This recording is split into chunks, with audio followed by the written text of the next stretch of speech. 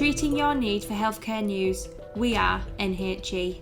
News, views and insider truths from the heart of the healthcare sector. We are the NHE team. I'm Emily. I'm Matt. I'm Ilsa. And each episode we will connect you to the people behind the UK health sector, sharing insight and innovation. This podcast is brought to you by Evo North, uniting leaders from the public and private sector to collaborate, share exciting innovations and build a stronger northern powerhouse together. Welcome back to the NHE podcast. We're on episode 5, flying through them recently. On the sofa today we actually have Stewart Lewis, strategic lead for Mind in Greater Manchester. So thanks so much for coming on the show. Thanks for inviting me, it's nice to be here. Right, and obviously in hosting, as my accent gives away, I'm joined by Emily on the sofa. Hello. Brilliant. So we'll dive straight into it. I know in the preamble you explained a little bit about it, but you're a cycling man, you're all over Manchester. Could you talk about what you do? Yeah, basically my role is to represent Mind here in Greater Manchester. So as we Mancunians always like to say, Manchester is different, and when we actually talk about health, and in fact health and politics, Manchester is different. Manchester has actually two devolutions going on at exactly the same time. It has a health devolution and it has an economic political devolution. In terms of the health thing, that basically means that decisions around health spend and decisions around where the priorities are made here in Greater Manchester. And over the decades since the evolution of the NHS, there's been a lot of talk about a bedpan falls in Newcastle, and you can hear it in Whitehall. Actually, this is the first time that connection has been broken. Yeah. And actually you've got a independent, devolved health system. There are those who would say, well, you've just basically built a Department for Health in Greater Manchester, but actually what we've built is a system there.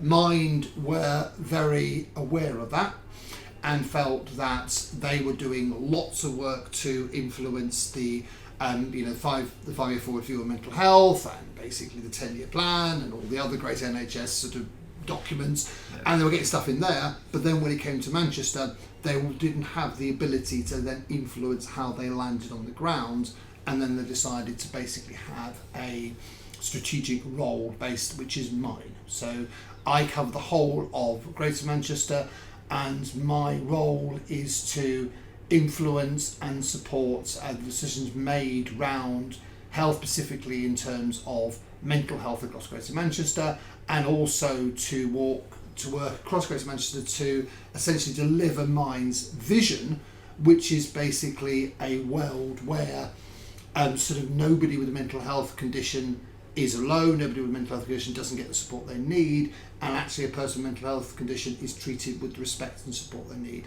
And part of that is changing the views that people have on mental health. So a lot of my job is going and challenging myths and challenging ideologies that society as a whole holds around mental health. Yeah, sorry. I was sort of to go on that a little bit as well. I imagine, obviously, as you mentioned, we have a health devolution here. Yeah. I imagine your role also has quite a bit of a partnership working with the likes of GMCA and such. Yeah. I know in our sister brands PSC podcast recently we had Eamon and Andrew Lightfoot talking about their side of it. I imagine you yourself see the health side of that. Definitely. So, for those who don't know, then you have the GMCA, which is the Greater Manchester Combined Authority, which is there, and then you have the Health and Social Care Partnership. And they work concurrently, but they are separate. And I think that's one of the clear things. So John Rouse, who has just sort of departed us for sort of pastures new, i.e. Stoke, he led the Health and Social Care Partnership. Eamon led the Combined Authority. They work together, but they are two separate entities. Yeah. And the bit that I'm very involved in is looking at the work that the Health and Social Care Partnership are doing around. They have a mental health strategy, which I've been very involved in sort of working on. In fact, I was at a meeting yesterday looking at the refresh of it. I'm involved in that, but also for me it's a wider thing about the way that they view mental health, the way that mental health is viewed by the health system, but also most importantly by the people within the health system. And actually that's a really important thing. So it's about the whole thing around the parity of esteem, around mental health, the fact that mental health money is still not ring fenced, the fact that look at where the investment is, but also looking at issues that Greater Manchester Mental Health, they will work with around 4% of their population. Yet we know from research that Mind has done that a quarter of people are experiencing some form of mental health condition. So it's about that 21%. And it's really changing also those very medical views of mental health. So one of the visions and one of the, I would say, sort of aims of Mind is that to try and move in that much more social view of mental health. So move mental health from a much more medical, clinical view to a much more social view. Brilliant. So NHS Scotland recently published a study on the well-being of teachers. They analysed several techniques and used to deal with stress in the workplace. Do you think workplace stress is somewhat disregarded as a mental health concern? It depends when you then start talking about the formal and the informal definitions of it. And also for me, it's about actually that term mental health. The biggest issue we have with mental health is we stick the word illness after it. We talk about mental health illness. Actually, we all have mental health in the same way we all have physical health. If we didn't have mental health, factually we would be dead, because basically that means our brain wouldn't be operating. So actually we all have mental health. And in the same way we all have physical health. Said before, I'm a cycling man, and I have physical health. There are days I feel, yay, I'm going to jump on my bike, I'm going to cycle to work, I'm brilliant, I'm feeling great. And there's days I get out of bed thinking, I feel dreadful. My arm aches, or I'm feeling a bit, I'm not great. The truth is, with mental health, you have the same sort of thing. Yeah, it's you up have and down. days, yeah, exactly. You have days where you feel that you can take on the world, and that you're Leonardo DiCaprio stood on the bow of the Titanic, and this is it. And there are days you feel like Leonardo DiCaprio hanging onto that piece of wood, wonder why Kate won't bloody let you on it, and sat there freezing to I death. love that analogy. And that's and that is normal, and that's the point of it. That is normal. So you talk about stress of teachers. Actually, workplace stress is normal. And by normalising that, a lot of Yes. people are identifying more with the idea of mental health. Definitely. But that's also led to the diagnosis of mental health going up. Yes. Do you think that it has actually gone up, or maybe people are just more aware of it People now? are more aware. So my personal view, people more aware. I think mental health is about 100 years behind physical health. Yeah. So 100 years ago, we started moving from you just being ill and basically then dead, or ill and better, to actually having different disease. Oh, that's heart disease, that's this, that's that. And you suddenly started having this revolution. And it happened around the same time as the First World War and stuff, and more where people had actually had opportunities in medicine. Before, basically, being able to go to a doctor was the reserve of the rich, and basically the wealthy and the landed and stuff. And actually, if you were a common or garden person like us, actually you got ill, and either you got better, then sort of naturally, we died. It never divided into categories. And then, round about the start of the 20th century, we started understanding a lot of different things.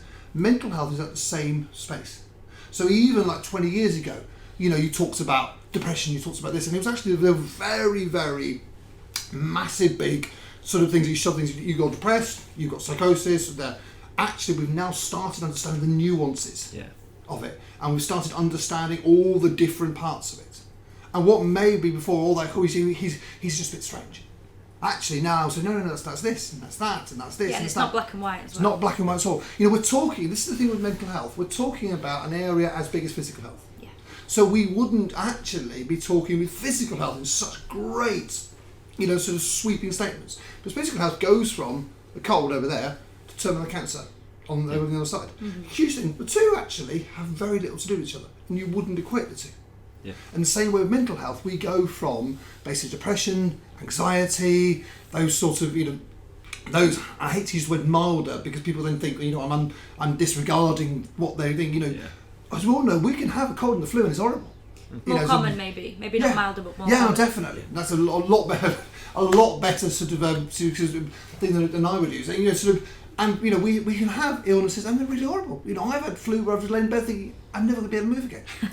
I'm a man, so I'm sat there, dying, watching some of the Holmes and the Hammer, thinking that's it. This is the end of society, and then you get better. The issue with mental health is actually that understanding of things get better. One of my favourite statistics is the fact that 67% of people who experience a mental health condition or illness today won't have it next year. Wow. It's not a life sentence. It's not something that most people's experience of depression and anxiety are things that are transient. They move, they change, they get better. Or they are conditions that you live with. And actually that's things like, sort of clinical depression, which is different from being depressed, in the same way that having the flu is different from having influenza. The flu essentially just is a vicious cold. Influenza kills you. Yeah. And the same thing, so people there, one of my favourite people who talks on this is a doctor over up at Sellafield who has basic clinical depression. And he just talks about it. It's just there. Matter of fact. Yeah, it's there. It's part of who he is. It's one of the things that makes up his psyche. And he says actually his achievement is getting out of bed each morning. Yeah. That is his achievement. And then he goes off and basically deals with nuclear waste and what we're doing with it and stuff like that. And he talks about, for me it's really interesting because for me he doesn't talk about boom and bust. So there are many people who talk about having had a mental health breakdown and then coming back up again and Yeah. He actually talks about it as this linear thing. It's just there.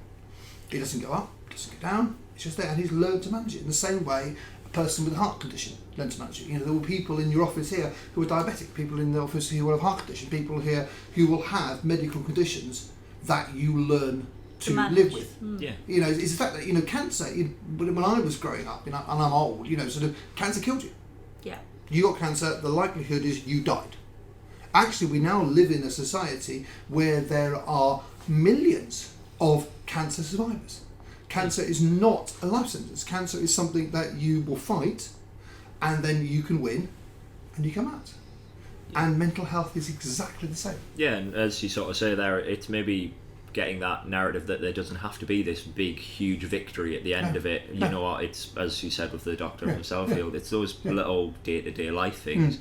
And I think in the news recently, we're seeing increasingly sort of a focus on that being around a rather vulnerable group to that, which is students in university. We're seeing a big push towards that. Sort of obviously Manchester as an area has quite a significant student population. Yes. I imagine in your role in mine and stuff, that is something that's becoming increasingly a sort of bit of liaising with them, understanding how we treat that sort of. Well certainly, basically Greater Manchester Health and Social Care Partnership actually has a specific university piece of work that it does, which is basically about providing additional support. But I think the first thing for me is going back to my own bit of a broken record on this, is almost that understanding of mental health. The understanding of it is normal to feel not normal. It is normal not to feel there. For me, the thing with mental health, and a lot of the stuff that we do when we work with universities and talk about it, saying, this is about actually first of all creating an environment where it's okay to be weak. It's okay to not be feeling champion all the time. It's okay to talk about how you're feeling. And the analogy for me is, it's imagine a world where you couldn't talk about having a cold. You had to having a cold was seen as something wrong. So you had to hide away. You would have people who basically would be ending up developing sort of hypothermia, and who would be end up developing a chest infections and other levels things because they weren't dealing with that bit there. They weren't saying, right, tell you what, I'm going to take a couple of days, I'm going to go home there. And actually for me, it's about creating an environment where we can own and talk about how we are feeling. Once you do that, it starts to break out. So a lot of the conversations that we're having with universities and all other things is actually, this whole talking thing, but actually the most important thing there is also the listening. Yeah. And we as a society, we don't listen. You think about just how we interact with people. We are doing one of three things when we listen. We are either working out what we can say next, which is going to be better than what the person's telling you at the present moment, what story that you've got there, or we're working out what we're going to have for our tea, or basically what's in there, or basically we're working out how the hell we get out of this conversation, and where we end this. We don't listen. And I think the big thing for me in terms of the work that we do with universities and workplaces and the stress they're saying, you don't have to be qualified to listen to anybody. You don't have to have any level of qualification. You don't have to have any level of training. What you need to do is just listen. People don't want you to solve their problems. Yeah. They just want you to listen to this. And this is the big thing we get again and again and again. What do I say? Don't actually have to say anything. No. Yeah, it's not what you say that's important. It's sort of taking that in. Like you say, it's not a trained skill and a magic wand that you need. It's actually using the skills we all have. Definitely. You don't need to be a counsellor. People say, oh, doing this qualification or that qualification. Are we going to train people up at mental health first aid? Mental health first aid is great, but actually it's a bit like saying, well, how are we going to deal with accidents in the workplace? We'll tell you what, we're going to train lots and lots of first aiders. That's how we're going to deal with accidents in the workplace, and hope that stops people falling over or falling off cranes and stuff like that by the fact that we've got loads of first aiders. Actually, it's about making people understand mental health and understand what it actually is, and the fact that it is, as you said earlier, a whole cacophony of different conditions, illnesses, issues, and actually some of them are connected, some of them develop because of sort of either childhood adversity or basically experiences, in the same way that illnesses develop because you go out in this horrific weather we've got in front of us or behind us at the present moment. You go out in that with that shirt on, you're going to get ill. You're not going to get well. But there are some conditions which just appear. We have no understanding. There are some conditions or some things around bipolar and some sort of thing where actually they appear, and we do not know what it is causing it. The impact that they have on people sometimes is differed because of differing social and economic issues. We know that young black men suffer more from psychosis, or at least when they receive a psychosis diagnosis, they struggle more to get the support that they need round it. We know around that. We know people in poor housing are more likely to develop mental health conditions, in the same way people in poor housing are more likely to develop physical health conditions. There are those sorts of things that we know, but there are also other conditions that just we have no understanding, in the same way that we don't know why someone suddenly develops some forms of cancer. We have no idea why some people suddenly develop heart conditions. Yeah, it just happen. I suppose that is very much down to just a case of the research is ongoing. It takes a long time to understand these, and as we talked earlier in the show, mental health is quite a way behind physical health. Yeah. If you look back 20 years or so in physical health, there's plenty of conditions we now know the cause for that we didn't then. Yes. Quite a lot of what I feel like you're saying as well is about preventative kind of measures. So before it gets to a really big issue, if people are more aware, it's not going to need to get to that point. Definitely. And I think there are those who will need hospitalisation. There will those who will need mental health trust. But as I said, mental health trust deal with about 4% of the population. Actually, in the same way that we know with plenty of physical, and I know I keep using the thing, but actually we find it really useful because we understand physical. We've had it around for decades, for hundreds and hundreds of years. We actually understand physical health. We understand. There seems to be absolutely no shame around physical. No. If you break a leg, nobody's like, oh. Exactly. What we're men, we basically sort of we wear having illnesses on our thing, where I've got a tear here, I've got a scar here, and I've broken my leg 3 times, and I've basically I'm gone really ill. We're never we're right. We're either okay or we're really ill. We wear that like a basically sort of like a medal. Yeah. It always rings back to me to the sort of football analogy that you always have your tough tackling player who he plays on with injuries, but actually a player suddenly has mental health problems. It's like, they shouldn't take some time. Exactly, and that's a beautiful point, because actually there are plenty of people. There will be, out there in Manchester. We're sat in a really nice sort of window here overlooking, the beauty that is Grandma's there. There will be thousands and thousands of people out there in those offices we can see at the present moment who have mental health conditions, and that's not a bad thing. No. That's just normal. In the same way, there are thousands of people out there who've got colds, who are battling cancer, who basically sort of have broken leg, who basically have heart conditions, who have diabetes, who have autism, who have learning who have learning impairments. And actually, that's the beauty of it, because one of the big things with mental health, it doesn't define who you are. It is one bit of who you are. And I think that the thing about the football is a really, really beautiful thing of it. Actually, this is about understanding and owning it. It's also about knowing when to ask for help and when to basically carry on, and also knowing when you've asked for help, that isn't the end of it. It is about living with it. The people I know who live with conditions and live with mental health illnesses, they've learnt their ways of coping with it. So they've learnt their ways of dealing with it, and they've learnt actually how to manage it. They've learnt there were some days that they will not be 100%. There are some days they will be 75%. There's some days they will be 50%. But they've actually learnt what their coping mechanisms and the structures are, and that's And that's what that whole thing we're talking about, prevention. Prevention thing for me isn't just about how you basically stop people getting mental health conditions in the first place. Prevention is about actually how you manage it. Because actually if you do that, you are less likely for it to develop and become worse. You are less likely for it to become severe. You are less likely to develop into another form of condition. And that's exactly the same thing with physical health. And it's just about understanding that. And it's also about understanding even when you have a mental health condition, actually staying mentally well is a really good way of managing it. You know, we don't suddenly stop drinking vitamin C when we become ill. That's it, I'm ill now, don't need any more vitamin C. You know, we actually guzzle blooming stuff. You know, I have plenty of people who have health conditions who manage those health conditions by staying active, by staying physically healthy. That's how they manage their conditions, and that's exactly the same truth with it. And that prevention thing, say for me, runs through it. You know, the prevention thing, but it's also then it's prevention and then balancing that with access. So it's making sure that we support people to manage their conditions, but we also ensure that when people need help, that access is there. Yeah, one thing that I find particularly interesting is the idea around social media and mental health, because there's kind of two sides of the coin with this, because a lot of people will attribute mental health issues with the pressures that come with social media and the rise of this, but then on the other side, it's also connecting people with you know, sharing stories and talking to other people in the same position. What would your take on that be? I think my take is very, very similar.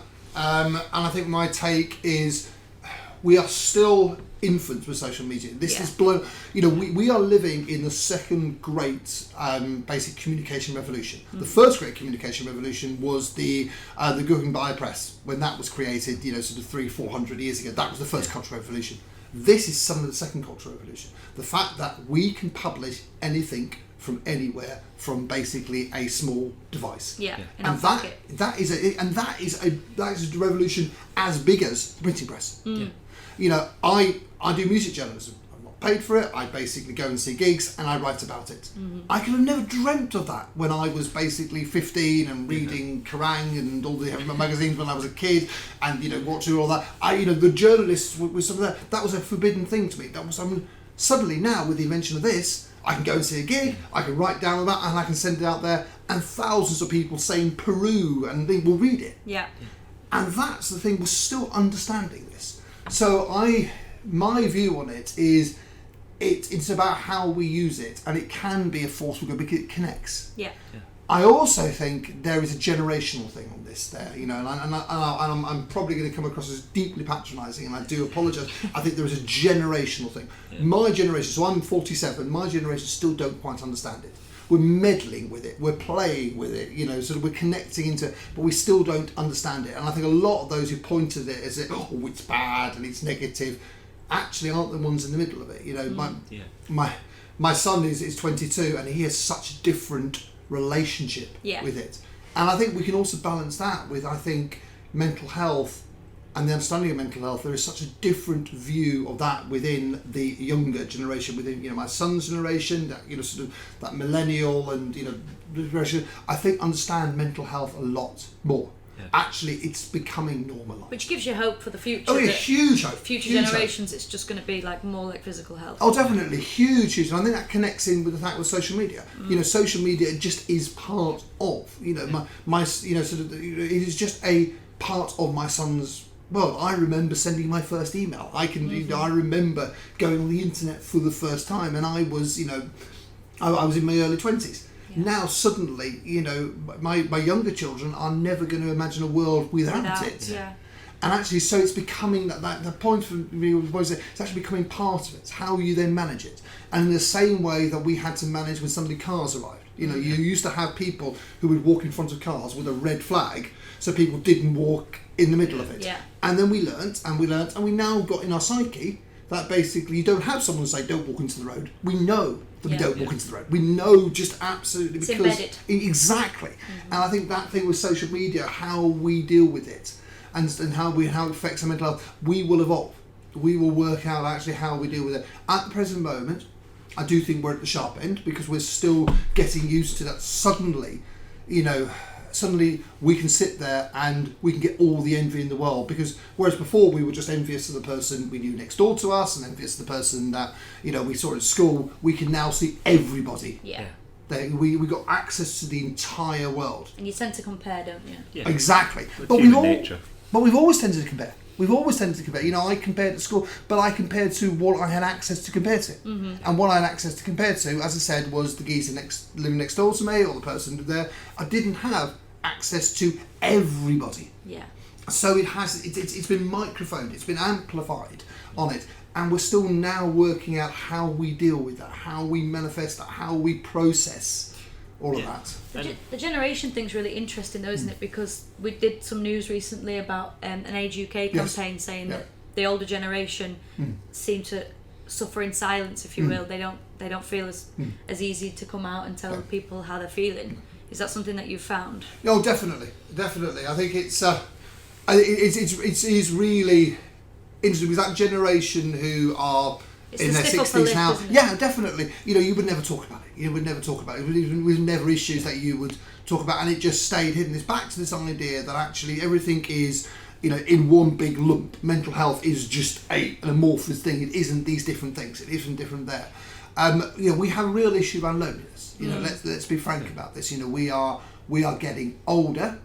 And we are also living alone more. You know, there are more single person households now than anywhere else. So loneliness and isolation there. But actually, you got a generation where you didn't ask for help. Or I don't want to be a problem. A combination of them two exactly. things. I don't want to be a burden.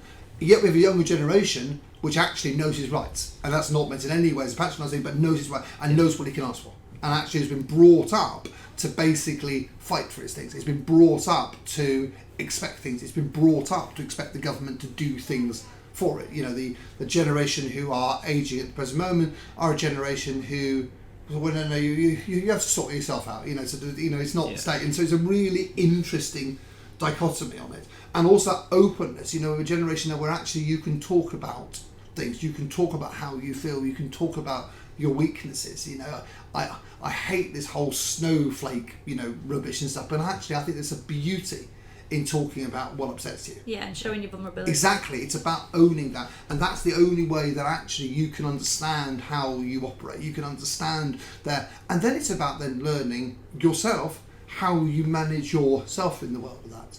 So it's not about that suffering in silence. It's actually saying, actually, I know that upsets me, so I'm going to stay away from it. And that's okay. Yeah, it's upset. There's nothing wrong with it. There's nothing wrong with being upset with something. We are human. We are this mass of emotions. You know, massive things going around in our brain. You know, this goes back to that whole, you know, mental health. Mental health is just this amorphous thing up here, and it will go up, it will go down, and just owning that. Yeah, and I suppose as we sort of get this generational shift, this culture shift almost towards being accepted, normalising all of mental health, I suppose then the only other concern that comes across is then actually, are we set up with the facilities and the mental health services to do this? And I suppose then it becomes this sort of onus on the government to respond to this and go, hang on, we're dealing with the cultural aspect, the change, which is perhaps the hardest. Now we need to back that side, and I imagine that filters quite heavily into Mind's role. Well, definitely. Well, that's back to that point of access. You know, as we talked to before, this is about making sure the services are there. And the issue, you know, the bottom line of it, we haven't got enough people. The number of psychiatrists, the number of mental health nurses, the number of people trained specifically in dealers is not going up. It is mainlining. In fact, it is in some places falling. That is our biggest issue. You know, we can be, we can actually be ambitious about, you know, more services and more this and more that, and that's brilliant. If we don't have the workforce, and that's the issue on it, is actually we need more people to be trained to do this, because actually this has become more of an issue. And if we want to basically start ring fencing more money for mental health, we want to start increasing the amount of people who are accessing services, and we want to move, because mental health spend is around 26% of NHS spend at the present moment, between 26 and 23. You know, people will argue over it. I'm sure you'll get messages after saying, no, it's 22.68. You know, it varies, but it's around that 26 to 23%. And if we want to increase that, and exactly the same, we will probably need to increase the deal there, we're going to need more people to do it. That, you know, that is we want to talk about mental health crisis, that is the crisis. Is actually where is there. So my big plea, you know, to people is go and train as psychiatrists, go and train as a mental health nurse, go and train as mental health specialists. That's where the jobs are. That's where, you know, that's where the need is. That's where we are falling. That's why basically there are CAMS waiting lists. That's why there are waiting lists for IAPS, all of those things, because there isn't enough specialists for people to see. And it's not something where you can send somebody on a half-a-day course and go, there you go, there's your badge, well done, you're a trained psychologist, go and enjoy yourself, mate. It is a long-term training thing. It is a commitment, and we need people with certain aptitudes, and they'll through that in the same way the doctors. So this is why, not getting political, this is why we've had immigration, this is why we've had, because we haven't got enough doctors as such in this country. Because it takes 7 years to train you as a doctor. It takes people who've got, really good grades of doing this, and there's just simply not enough people with those grades. And as well, training to be a doctor or being a doctor is probably seen as a bit more attractive than being a mental health nurse or professional or anything like that, and that's probably something that needs to change as well. Oh, definitely. And there's a lot of things about how do we increase the amount of people going into psychology, how do we increase that, and also there's a lot of work that Mind is doing, and I'm doing here in Greater Manchester, but Mind is doing about how we also look at how we can move people across from working in the voluntary sector, regular mental health. There is a load of work going around that we as Mind do, but also there are thousands of other organisations, even just here in Greater Manchester, doing really good work. Thousands of people who are doing really brilliant work. How do we then support people to maybe move over and become trained? Where are those additional trainings? So there's a lot of talk on there, but that's the bottom line of it. We need more people trained. That's the only way. That's where the investment needs to happen. Is in workforce. Increasing that workforce. That's the only way that we are going to deal with this. More services are great and wonderful, but actually you're just going to end up with empty rooms. No matter how many nice fancy buildings you build, if you don't have the people to train it, you're not going to have the issues, the sort of treatment and the access. Definitely. And I think sort of as we've come to sort of through all of that, I think that's probably the strongest message we could ever end on, that we've got this access, we've got this change, this is now what we need to do. Yes. So I think from myself as Matt, and obviously I'm sure Emily the same, we really appreciate you taking the time to come in for this. It's been fascinating to hear. You can hear the passion in your voice for it, and I'm sure our listeners will really sort of pick up on this and respond so well to it. Yeah, thank you very much for coming in. Thank you, it's been really enjoyable. Thank you. This podcast is brought to you by Evo North, uniting leaders from the public and private sector to collaborate, share exciting innovations, and build a stronger northern powerhouse together. Join the chat on social media using the hashtag #WeAreNHE or send us an email via the link on our website. If you enjoyed today's podcast and discussion, don't forget to subscribe or give us a rating on whatever streaming service you're using. Thanks for listening. See you next time.